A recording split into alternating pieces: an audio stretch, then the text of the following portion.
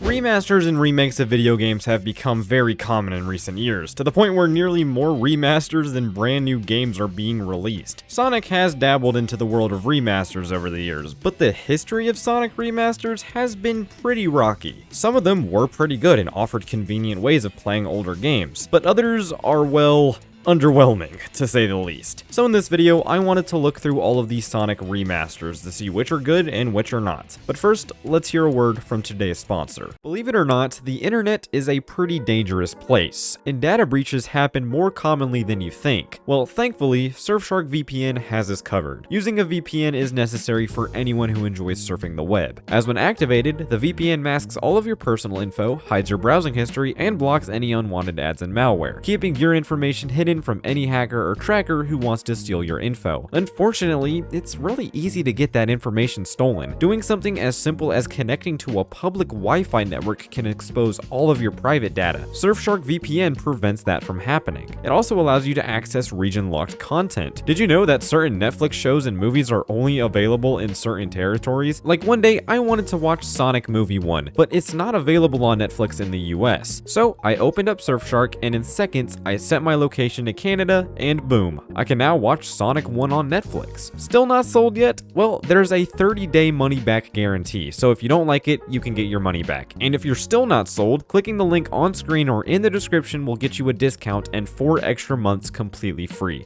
So head over to surfshark.com/sfproductions. And thank you so much to Surfshark for sponsoring this video. Back in the early 2010s, digital storefronts for video games became more commonplace. PlayStation Network, Xbox Live Arcade, and WiiWare all allowed games to be downloaded digitally straight to your console. It was awesome. So with this innovation, Sega decided to remaster Sonic Adventure 1 and Sonic Adventure 2 for PS3 and Xbox 360, along with a modern PC port. And these are still the most recent versions of the games that we can play on console today. But how well do they hold up? Well, both games run at a crisp HD resolution and a smooth 60 FPS frame rate. The frame rate was already available in the GameCube versions of each game, but it's still nice to have that luxury here as well. One of the weirdest things about this set of remasters is that Sonic Adventure 1 runs at 4:3, while Sonic Adventure 2 runs in widescreen. I'm not entirely sure why this is, but thankfully you can still mod the game on PC to get widescreen support. Sonic Adventure 1 is practically a remastered version of the GameCube version of the game, with the same character models and assets from that version of the game. But I would have liked an option to have the original Dreamcast look to the game, kind of like the modern day Nights into Dreams port, which has an option to use the original Sega Saturn assets, just in case you don't want to have the updated look. I think it would have been cool for SA1 to have a similar option as well. Another weird thing they decided to do with these ports is take the added content from the GameCube versions of each game and put them up as DLC. I'm not sure why these weren't just included by default, since these are just ports of the GameCube versions, but hey, money is money. So overall, are these remasters good or bad? I think they're pretty good. They're really the definitive way to play these games. Hopefully they'll be ported to current gen consoles in the future. Something else that became more commonplace in the early 2010s was mobile gaming, and Sonic was no stranger to this whatsoever. Some of the most popular Sonic games to this day are available exclusively on mobile devices. Everyone on this planet has played Sonic Dash at least once in their life, but someone had the brilliant idea of making mobile ports of Sonic 1, 2, and CD.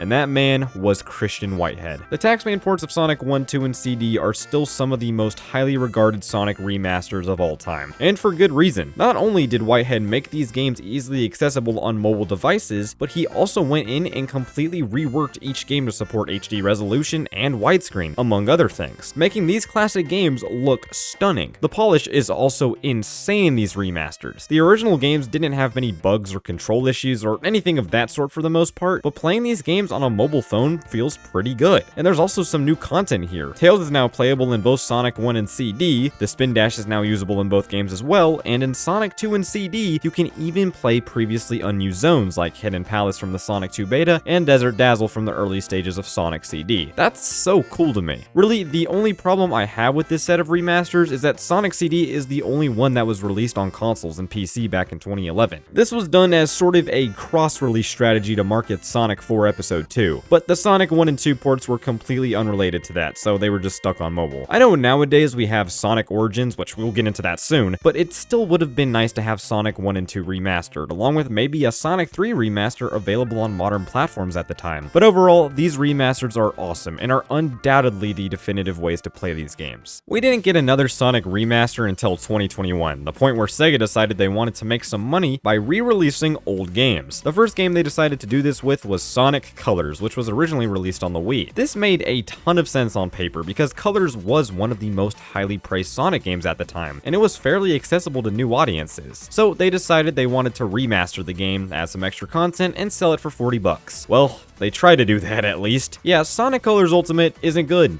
at all. As a remaster for a game from 2010, this package just didn't hit the mark in many aspects. The second the game was revealed back in May of 2021, I instantly realized that things seemed off. The visuals just didn't look good at all, let alone up to the standards of modern console gaming. And when the game came out, not much changed. It seemed all they did to enhance these visuals was bump up the resolution and crank up the bloom on literally everything. Sonic now looks like a robotic, lifeless, shiny McDonald's toy-ass puppet, and the cutscenes weren't re-rendered either, they were just AI upscaled. The whole visual side of the game is just very lazy, and they clearly didn't know what the f they were doing. Oh, and the bugs too. Yeah, to this day, this game is still littered with countless bugs and glitches that you will inevitably run into on a normal playthrough. I do gotta say, it was much worse at launch, especially on the Switch version of the game. They kinda had to fix that though, because some of those glitches were seizure-inducing. The new content added to the game is fine, I guess. We can now fully customize Sonic with different colored gloves and shoes. That's cool, I guess. There's this new Rival Rush mode where you race against a buggy AI-controlled Metal Sonic. Sure. And we have the absolutely broken edition of the Jade Ghost Wisp, which has you go to areas you definitely weren't supposed to go to before. So yeah, Colors Ultimate sucks. All I gotta say is that I'm just very thankful for the modding community. Mods like Project Re-Rainbow pretty much fix this game and turn it into the Colors remaster we always wanted. And I'm also thankful that they improved things with the next remaster, Sonic Origins.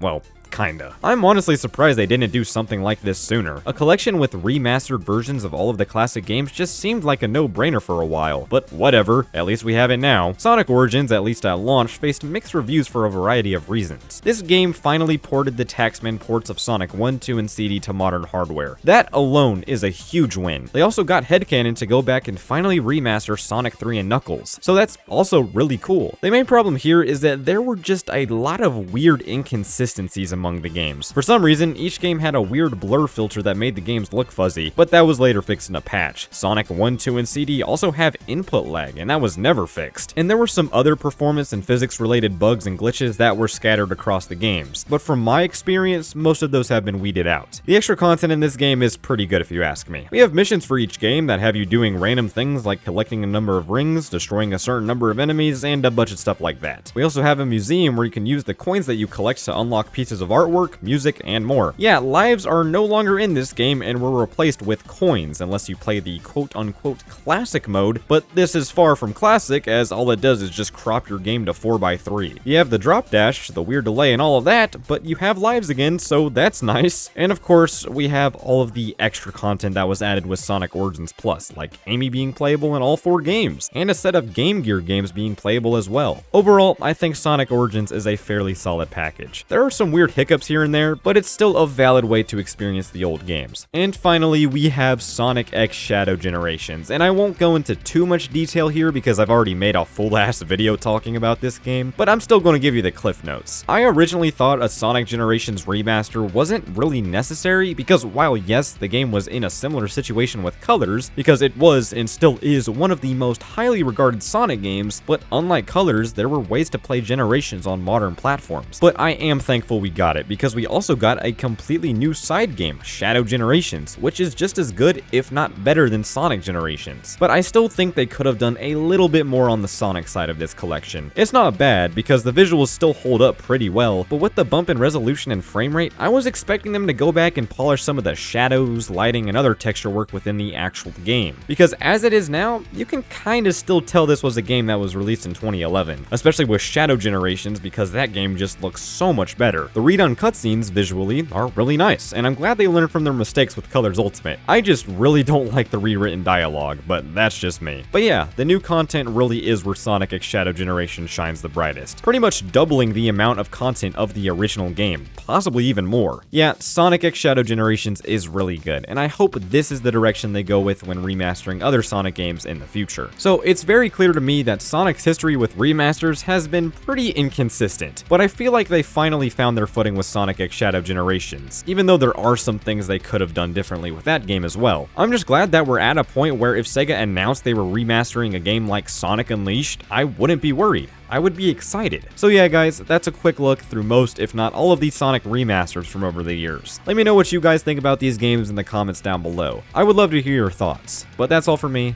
Thank you all so much for watching, and I'll see you all later. Goodbye.